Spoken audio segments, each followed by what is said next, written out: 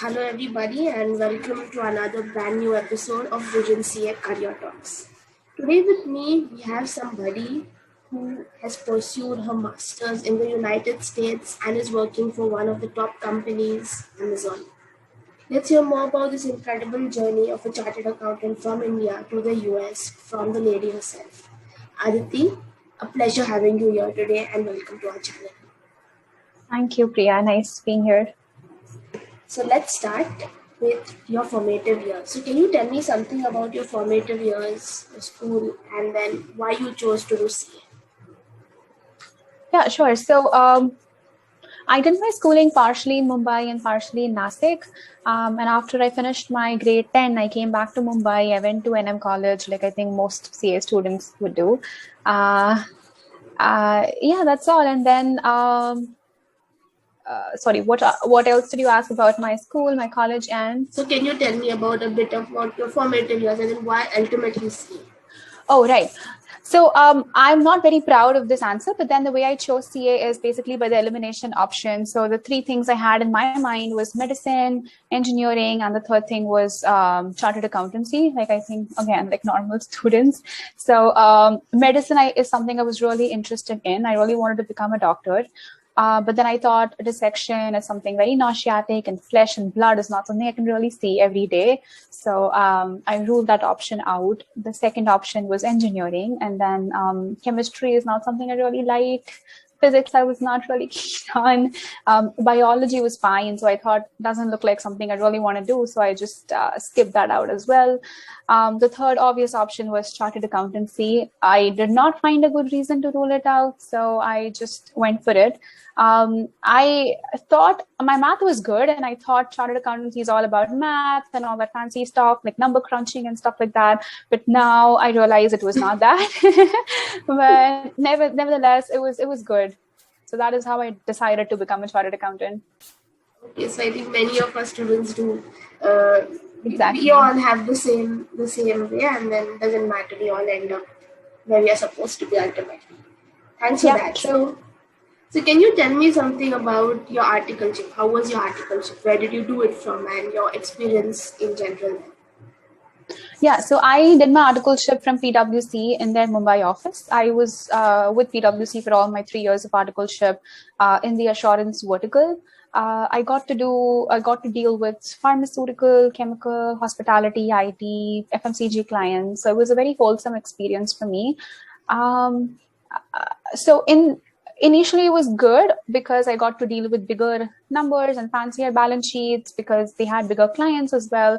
But then eventually in my second and third year, I got to do some mediocre clients, which I actually like doing more because I got to do things by myself more independently. So that was a good experience for me, definitely, which taught me technical skills and also other soft skills like talking to people or sending a basic email, a professional email. How do you do that? Or just growing myself into the corporate shoes, the culture, the manners, or the dress up and things like that. Also about dealing with difficult people because there are many clients who are not auditor friendly, of course, and then it is difficult to extract data out of them, which I think all of us would have faced at some point. So also developing the knack to, deal with those situations and still get your things done are some soft skills I got to learn in my articleship, which I think is very valuable. Yes, absolutely. Because soft skills are something that you can't develop overnight, and that 3-year period is a very good window for young professionals. Yes, at the age of 18, 19, you get to learn them, which is one of the biggest beauties, I think, of the chartered accountancy course. Yeah, definitely. I think because by the time you're 21, 22, the other professions do not really give you an exposure to the corporate world, but CA does. So I think that's definitely a big, big plus point. Yes, much as we crib about articleship, we do get a lot of learnings from there. Definitely. So after you qualified, you chose to stay in the same firm and work for deal advisory. So can you tell me what exactly does deal advisory mean and how did a typical work day look for you? Yeah, so after I became a CA, I did not like accounting much. I wanted to go more on the finance side. I always enjoyed the financial management course more than the other courses. So I wanted to go on that side. And I wanted to still stay in the PwC umbrella because I really like PwC. So I started looking for options outside of assurance. And then I thought advisory would be a good vertical to be in. So then I looked up this M&A consulting options, and then this one really worked well for me. So my role in a nutshell was basically I was doing financial due diligence on buy-side deals, wherein we would do diligence on the target company for the buyer company. So we would basically estimate the deal value for them and basically let them know if the deal value, the equity value makes sense or not. There are multiple steps that go into it, but then so the deal value is usually a multiple of the normalized sustainable earnings. You adjust that for the debt and the other things, and then that's how you get the equity value. So basically making sure that the deal value is appropriate, reasonable, of course, backed by a lot of financial data and analysis. That is what my work was in PwC, in the deal advisory vertical. And that was more finance oriented. Also, it was more challenging because every client had different expectations, or they had different things they wanted to seek out from the deal. Some clients probably wanted to understand the deal value. Some probably wanted to understand, the red flags, the financial red flags that we would raise, or some already had decided that they want to do the deal, but then they wanted they wanted the permission from the finance team. So there were different purposes to this, and it was more challenging and more interesting, I thought.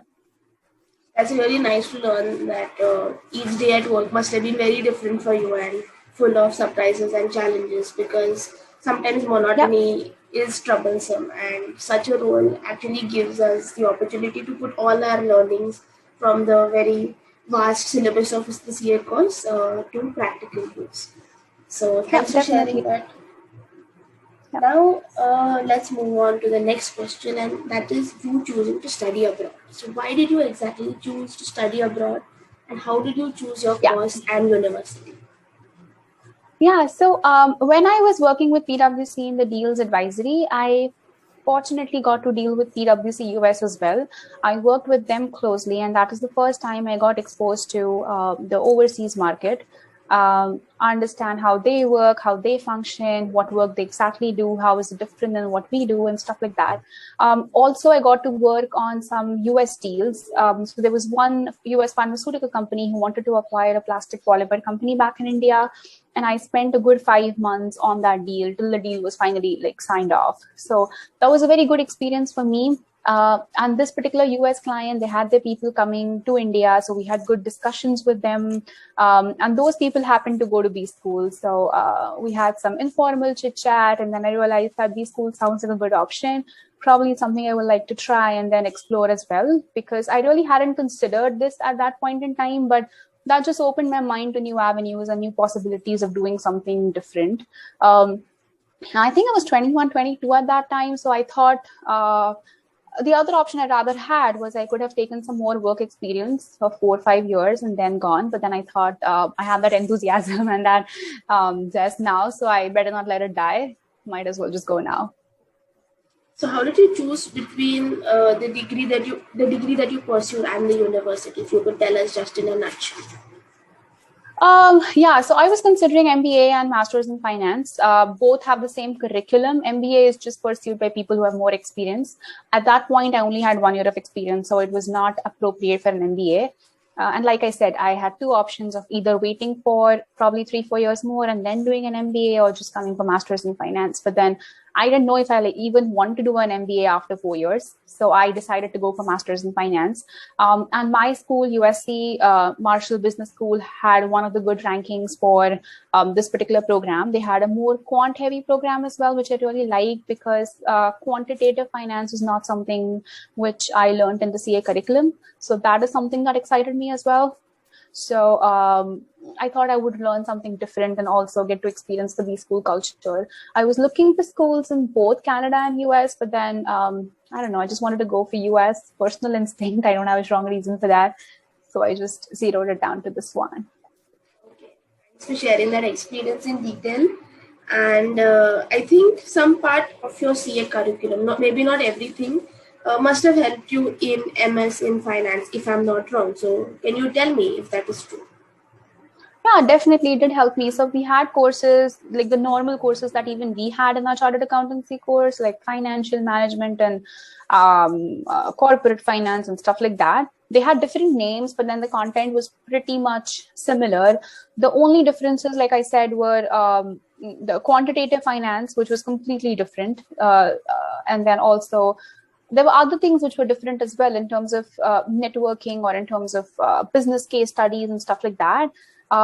So CA was definitely a good help in terms of the technical skills, but then there were other non-technical skills which the CA curriculum did not teach me. CA, I think, is great, but it's like studying in isolation, which is different than attending a B school. So I think there were differences, but then yeah, technically I was pretty strong, I think, because, and I think every CA would be because you already have gone through that. Okay, so thanks for sharing that. That's really a value add to people who are considering studying abroad. Especially, we have a lot of audience who are interested in careers in finance. So your insights will be very helpful to them. Now, moving on to a very hot question that has popped up in the last 1 year at least. How important are skills like Python or data visualization tools like BI, Power BI, and Alteryx good for a finance professional? And we somewhere, don't study that much or don't use them that Yeah. much as we should. So, can you elaborate a little bit on this for our audience?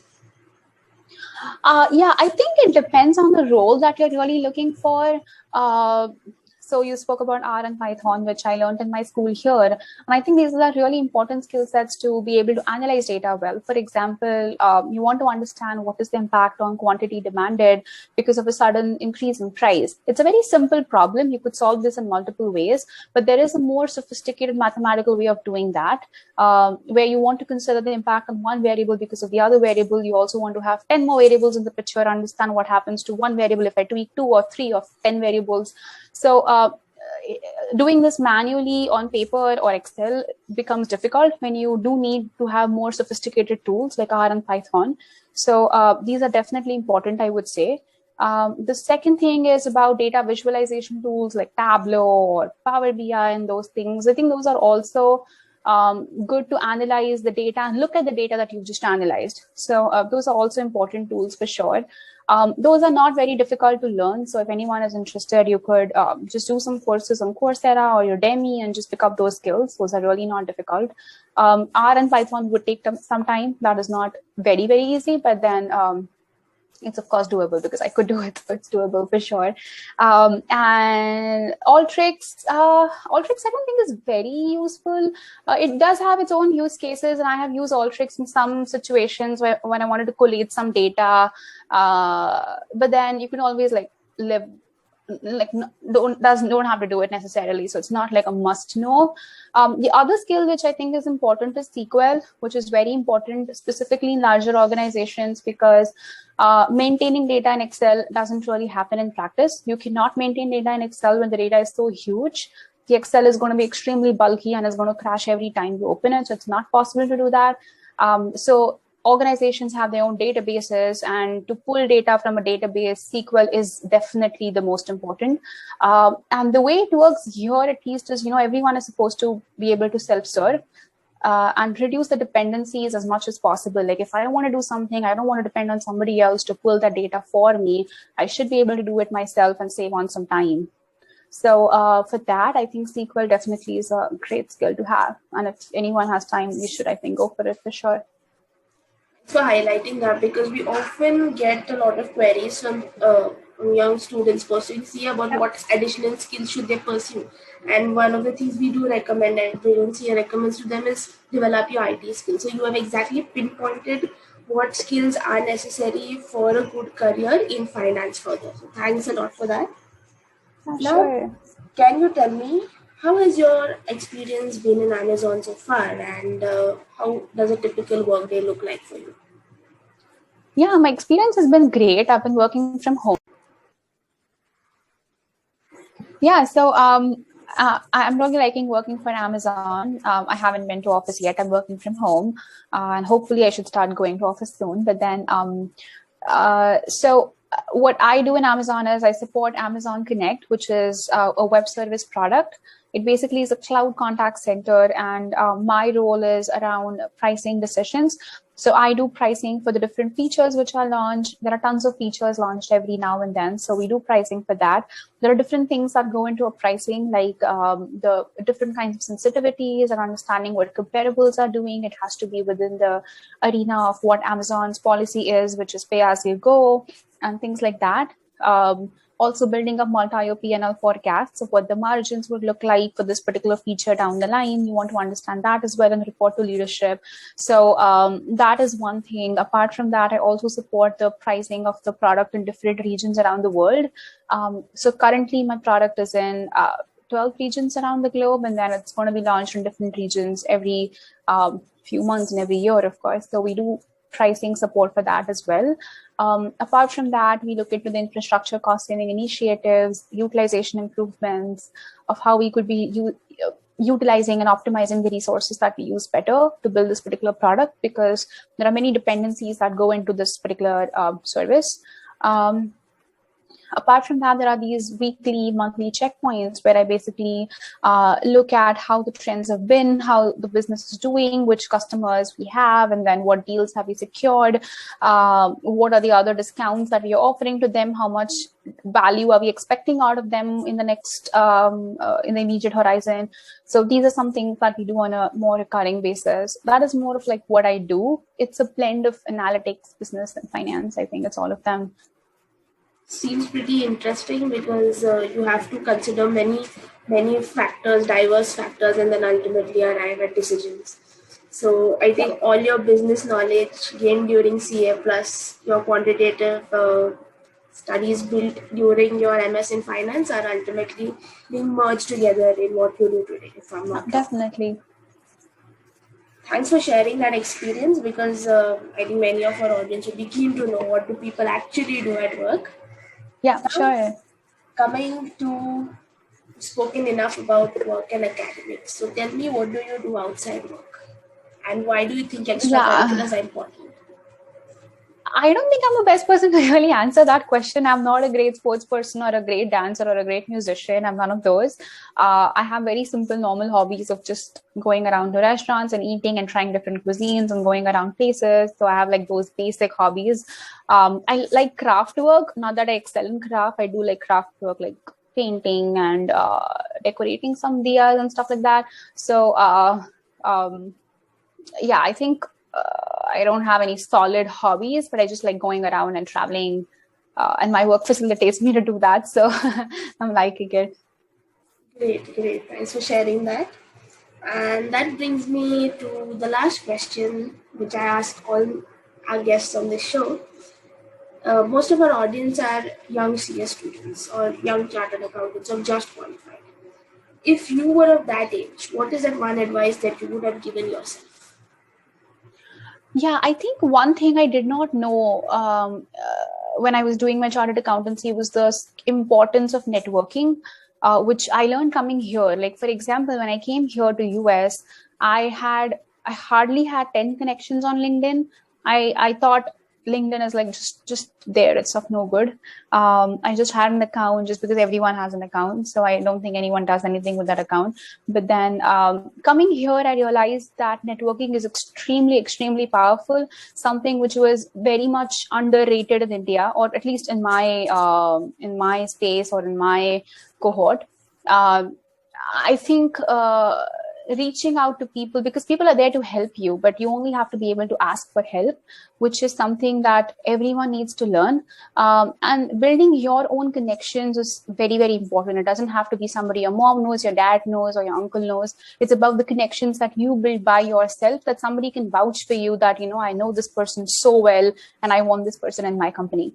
And that does really happen. So I have networked with so many people on LinkedIn. I've gone on random coffee chats with random people in different organizations. I've done all sorts of things. So coming here, I realized that networking is so important. Building your connections is extremely important, and developing those soft skills of collaborating with people, of coming to a consensus or coming to a common solution to a particular problem, brainstorming about things is not something which CA would teach you.